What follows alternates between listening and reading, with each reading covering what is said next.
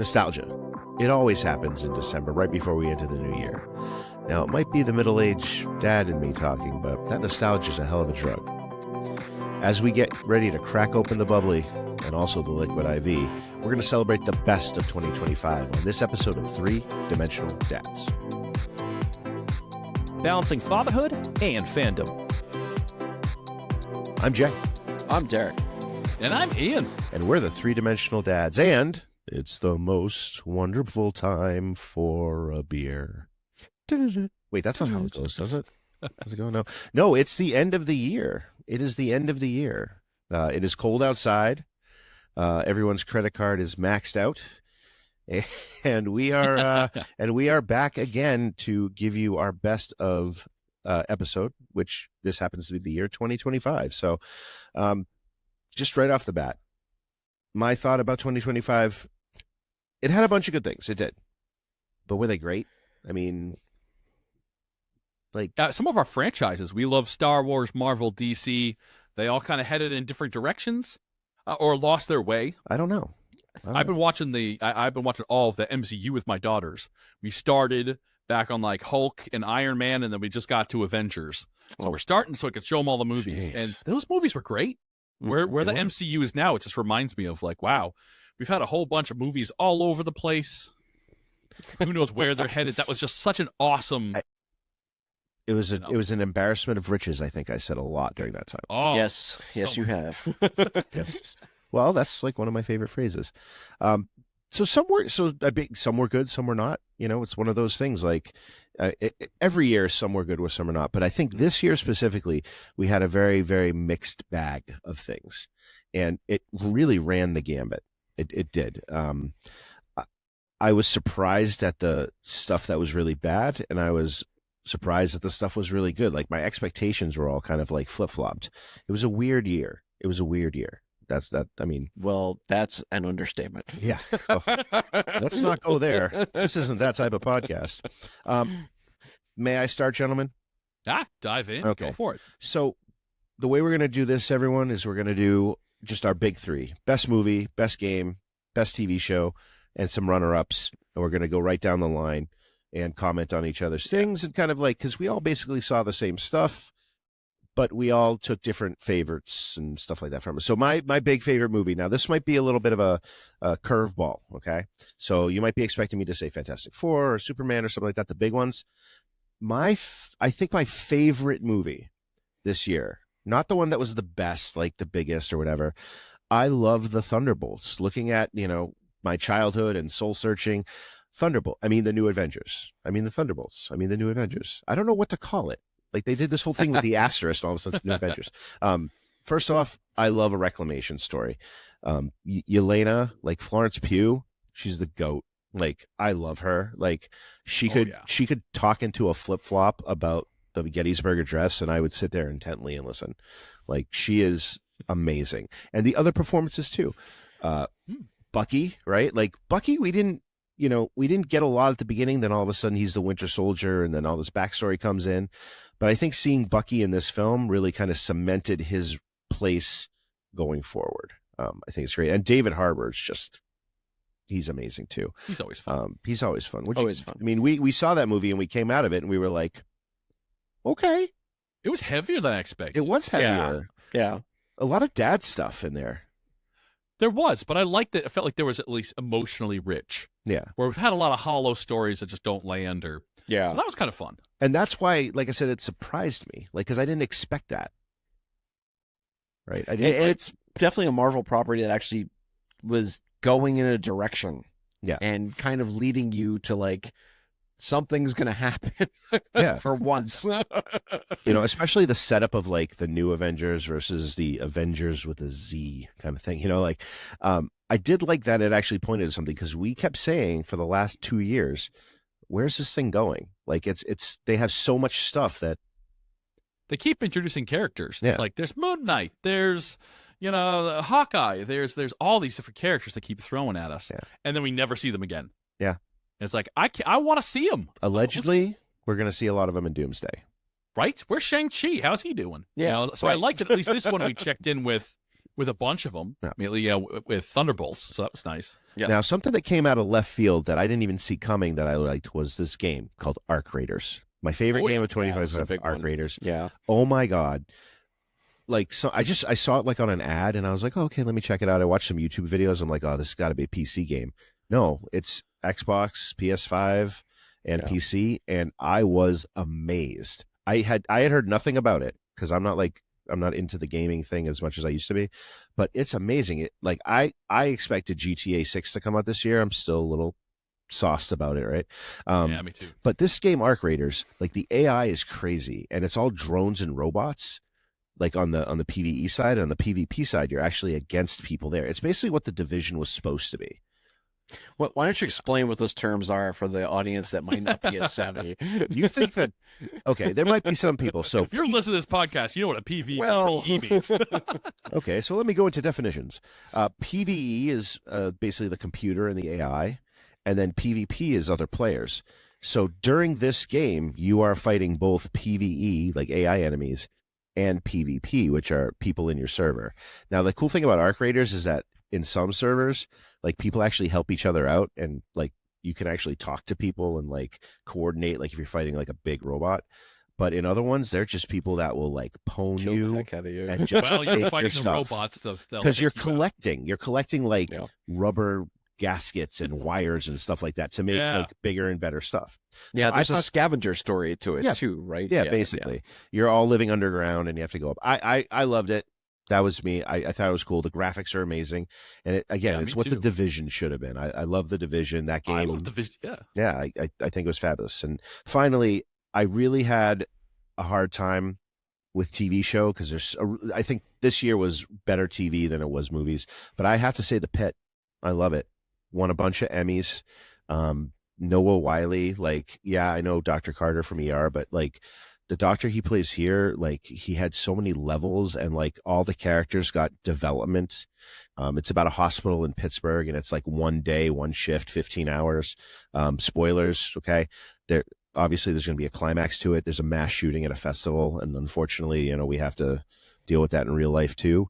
But like seeing how this emergency room turns into this level 1 trauma center where they're bringing all these gunshot victims in, and it's medically the most realistic show you've ever seen. And that's not me talking. That's like the medical community saying, oh my God, this is, for the most part, this is my day in, day out.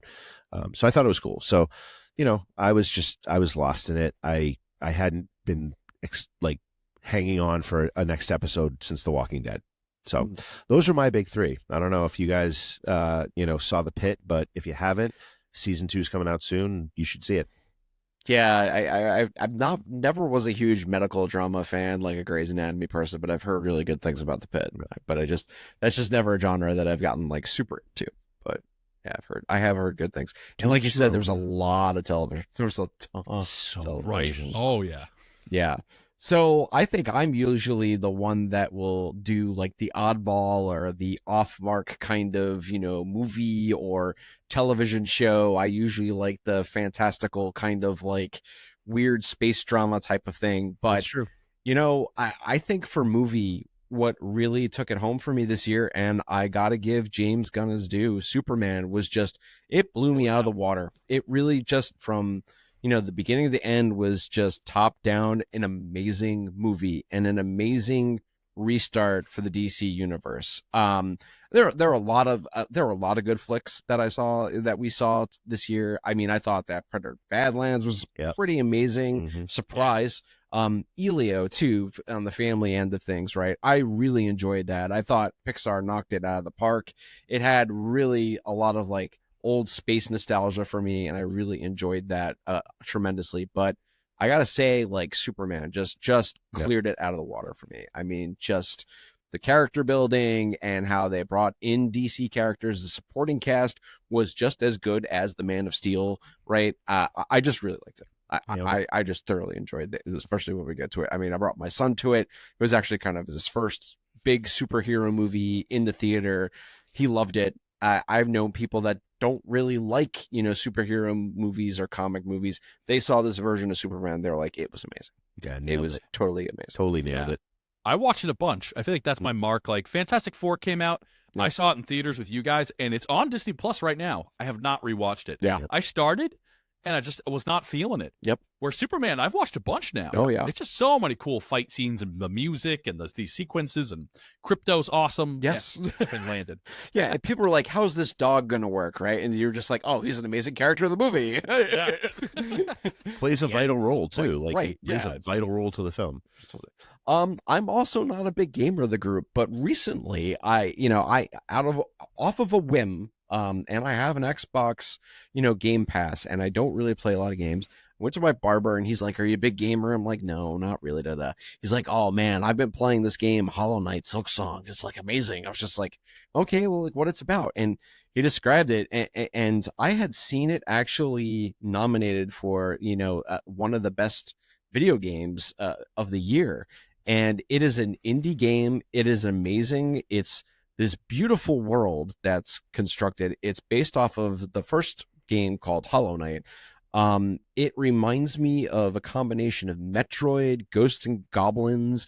It is just a 2D side scroller, really, where you do timed jumps, like old-fashioned 2D bosses. You collect things, you have maps. It's in-depth. It's easy to pick up and put down. It doesn't require a lot of, I guess, just complicated mechanics, and it's just fun. And I really dug it. And it's also beautiful. Like, imagine taking Metroid or even something like Mega Man, but making it almost photorealistic in the world, right? Awesome. You take it from pixelated to cartoon it was just awesome. And the environments breathe, and they you could interact with the way they interact with things. It has all those elements of a great side scroller game, so highly recommend it.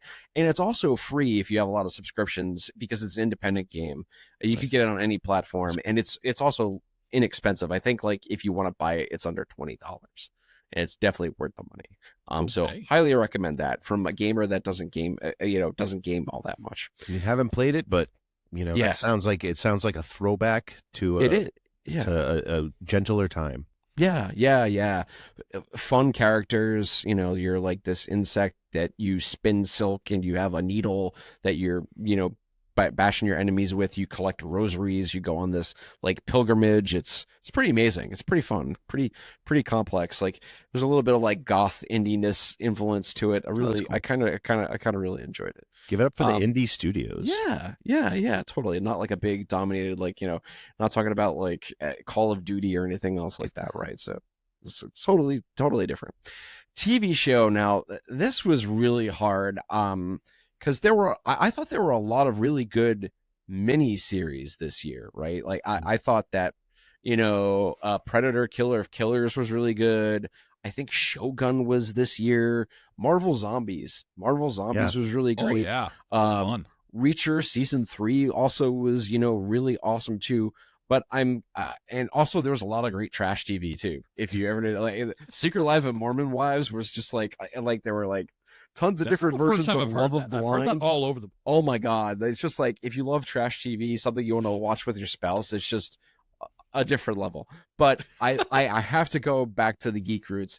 It was the second season of Andor, and I thought Tony Gilroy just blew it out of the water. I don't ever think I've seen just such creative writing before, that he's just brought this breath of fresh air and a new audience into Star Wars. I think that just the stories that he told about how the rebellion came to be and walked up to the moment of when Andor is stepping onto that ship to go fly his mission, I just thought was a mastery of writing. I really enjoyed it. I enjoyed the world building. The Gorman Massacre, I don't think I will ever forget that episode. I will re-watch that again and again. Just the amount of drama that he brought to, and how savage the Empire could be. I just thoroughly enjoyed it. The thing about Andor is that you can take out all the space stuff. Yes. And it pops into our world, right? It can pop into any one of these developing nations that's being taken over by a despot or an authoritarian. But it works. It works with the pre-established imperial, thing that we know. I thought it was great. That was like, I was like, oh, can I pick that? No, and I'm like, the pit for me was better, but I love the fact that it really like it played out in phases, like, and those phases built up and up and up, and there was that rising drama. And a lot of shows, it's hard to land that. Yeah. This one, I mean, yeah, definitely they nailed it. I almost wish they just stretched it out like to one more season where they didn't like rush all the way up and put some more details into it. But they're a contractor for what they're a contractor for, right? So This is true. And the supporting cast. I was gonna say it's called Andor, but I feel like the whole cast was so great, so good. All right, Ian. Bring it home. All right. So since Superman was already taken, we had these other movies. I'm going with Jurassic World Rebirth. So, and we should preface this too by saying we have not seen Avatar: Fire and Ash yet. We're recording this before. I've heard very good buzz about it. I've heard 9 out of 10s. I've heard very, very high praise for it. Nice. My honorable mentions this year. I thought Sinners was great. I love vampire stories. Haven't seen it yet. I really have. Oh, it's so good. I love check that out. Sinners is Check great. that out. I almost went with my number one pick being Sinners. Ooh. Then One Battle After Another. I've heard Leonardo that's really good. DiCaprio, directed by Paul Thomas Anderson. Awesome. Really, Sean Penn is going to get the Oscar for it. So Really? Okay. yeah, so you should see it. So Okay. Ian has just spoiled the Oscars for us. Thank you. Right, there you go. Predator Badlands 2. I thought, it makes me a little sad that we're not getting awesome movies from Star Wars or from some of these others. Like, man, Yet. Predator Badlands showed us. I know. Here's what you do with the franchise. I know. Yeah, I know. And basically. this is what the fans want. Yeah. Awesome story. It was very amazing. creative and spun. Very creative. Yeah. But I thought, talk about franchises, that if you told me Jurassic World 5 or 6 or whichever one we're on, I thought this one was such a course correction. And I was totally not feeling the past 2 movies that were, the Dominion, or, they brought back Sam Neill. And I thought those with the clones and the dinosaurs that escaped. I love this movie, Jurassic World Rebirth, where they're on an island again. And it's the dinosaurs that are on the island and they have to escape them. And I thought it was just so well done. Yeah. Scarlett Johansson, the actors in this are just like higher caliber. Mahershala Ali and Ben Bailey, and just awesome. I thought it was a great time. Yeah, it was really exciting. I know you're not going to touch the 1994. No. I also I got a Resonance Chamber Velociraptor above me. I'm pretty deep cuts on. The thing about Jurassic Park, right, is that first movie, like Apex, right? Oh, Apex. You can't. And then Yes. it slow steps down, and I don't think they ever really reach to that heights again. Because No. you can't. But Right. from what I Just understand, perfect time, the perfect marriage of everything. John Williams. Yeah. Yeah, I mean, just ILM doing the special effects and practical dinosaurs too. I think made such a big deal. of course. Yeah, and the nostalgia. Come on, Jurassic Park And is the chest hair of Jeff Goldblum really kind of brought it home. Oh, yeah. All right, so for my top game, I picked Kingdom Come Deliverance 2. And I've had some surprise ones where, I didn't think that, Arc Raiders, I didn't think was going to be awesome. Was awesome. And then I'm blanking on the Starship Troopers game that Jay just mentioned. Helldivers. You wanted to play Helldivers. Helldivers 2, I didn't play Helldivers 1. Helldivers 2 was a blast. But I thought my game of the year is Kingdom Come Deliverance 2. So it's one of those worlds that I just want to spend time in. It's just beautiful forest. Yeah. It's like 15th century Bohemia. It feels like you're really in nature. Huh. And I've been in a lot of video game forests or wooded areas. This really feels like with the bird calls that are coming and the light and the graphics, it feels just awesome to be there. So when I'm on a cold winter day and going out, and coming inside and getting to be outside in the summertime, awesome. And then the sword fighting. So hard at first to learn this kind of parrying and the angles and the slashes and the all these different types of sword fighting. Awesome. And you use that on these castle fights. And so it's like what I imagined when I was a kid having a tree fort or something. It's like as these people invade your castle and you have to run around to defend the turrets and defend the gate and pour oil on people trying to get in, drop rocks. They're trying to come in your gate, throw the ladders that are coming up on the walls. Awesome. Where do you And find flip- such a game? What platform? Oh, it's on everything. And it's up nice. there for game. I think it won Game of the Year at the Game Awards. So it was just, I didn't play Kingdom Come Deliverance 1. Kingdom Come Deliverance 2 knocked my socks off. Huh. just suddenly like above and beyond. And I liked DK Bonanza. I thought Indiana Jones Great Circle was fun and definitely felt like an indie thing. So, yeah, I play a lot of games, but that was my number one for the year. And then lastly, this is a show that I have not finished yet, which I typically don't do this. I usually don't pick a favorite show before I've seen the finale, but I'm loving Pluribus. Because it is from Vince Gilligan, who did Breaking Bad and Better Call Saul. Mm-hmm. But he also did X-Files. And so this feels like X-Files meets Breaking Bad and Better Call Saul. It is such a cool story. So it's aliens doing meth? It's kind of. So some stuff happens and the whole world turns into a hive mind. Ooh. It's like a virus, or there's a lot of details to it. And so everyone's a hive mind except for 11 people. And they all say like, hello, welcome. And they all like talk as one and all have like linked brains and stuff. But 11 people still have free will, and it like whatever they did didn't work on them. They're immune to this. Oh. And so seeing these 11 people deal with the hive mind to try to work with them, such a cool thought experiment. And that's like what Vince Gilligan said. He's like, oh, this kind of TV is like not a sit back kind of TV. It's like a sit forward and really like pay attention and think and like involve you. It's super funky. So don't be scrolling through your phone during it, basically. Pretty much, yeah. It's just so it's so awesome. Is that so many great is that Netflix? No, It's on Apple TV. I know. Apple TV. They got me with that Black Friday deal, so I signed up for Apple. I know Silo season 3 is coming out, and that's one of my favorite shows. It's good. So It's good stuff. yeah, they're crushing it. And I want to watch The Studio also on Apple TV because that one. I haven't watched that yet. Yeah, I want to see that. Is that Seth Rogen, right? Yeah. So then my honorable mentions, I watched The Lowdown, which I thought was a super cool show on FX. Yeah, that was great. And Daredevil, we didn't mention Daredevil Born Again. Which is weird because I really liked it. Like I did. I liked it. I thought it was a great continuation, but I also thought like it didn't necessarily like stick the landing. Like Right. the ending kind of left a little bit to be desired, and like I didn't necessarily like where they left the characters. Yeah. So that kind of like soured it a little bit, but I thought, I mean, Frank Castle, like John Bernthal he is the Punisher. There is no one else. Sorry, whoever played him in the other thing, Dolph Lundgren and that other guy, whatever his name is, I don't care. Like John Bernthal is Frank Castle. He's the Frank Castle I read in the books. Right. But yeah, Daredevil kind of like, and also like, you can't even like go past Daredevil without saying, now, looking forward, and this is kind of like a teaser for the next episode.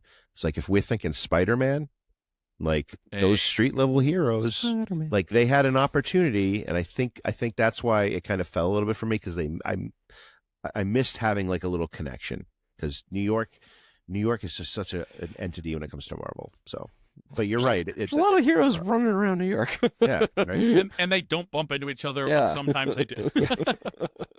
Anything else, Ian?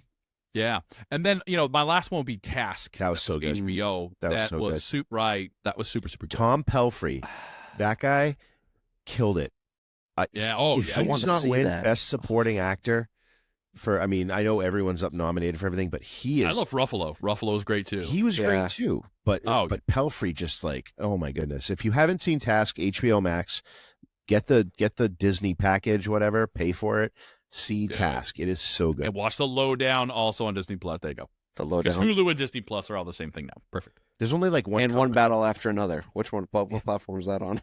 That one I bought on like streaming stuff. Okay. It'll be somewhere soon. Do we want to leave them with any thoughts about 2025 that we haven't touched on already?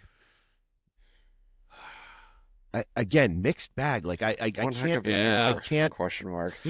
I know it was a weird year for TV. Like there were some really big highs, and I think Derrick, you're right. Superman may be the perfect comic book movie. Yeah. Like, and that's saying a lot considering like we have Avengers Endgame, we have the original Iron Man, right? Like, I think those Superman, like, I think its peer might be like the Tim Burton Batman or the Richard Donner Superman 2. Like, this is what we're back to. Like, if you want to like feel like what a what reading one of the books was like when you were a kid. That's what Superman is, right? Yeah, I thought that. And that's what I was Yeah. hoping Fantastic Four was, and it Yeah. didn't quite get there. Right. I know. I felt the same way. They cut a lot out of it. I wonder if there's a cut somewhere that had more villains and kind of expanded their world a bit. It would be cool. It'd be cool. Yeah. You know, game-wise, there's a lot to play, and TV, there is so much coming up. So I think, you know, Oh, to be continued. If you want to learn about what's coming in 2026, you I'm going better to watch Fallout right now. right now, Right now. right I'm now. half watching it down right there. Oh no, no! All right, watch well- it on the big screen. Yeah. Well, I think that's it. Discovering fatherhood in the next dimension. Thanks for hanging out with us and listening to us gush all about the amazing stuff that made our 2025 a little bit better. We hope you have one or two new things that you're going to add to your watch list. If you want to find out more about Three-Dimensional Dads, follow us on YouTube, Instagram, and TikTok at Three-Dimensional Dads. Or email us at threedimensionaldads@gmail.com. We want to hear from you. So on the next episode of Three Dimensional Dads, we are flipping the script. We're looking ahead to all the awesome stuff dropping in 2026. This will not be a mixed bag. Right here. Count it right here. Will not be a mixed bag. It looks like there's an embarrassment of riches. There I go saying it again with all the content we're getting. Movies, TV, games. Oh my. All this and more on the next episode of Three Dimensional Dads.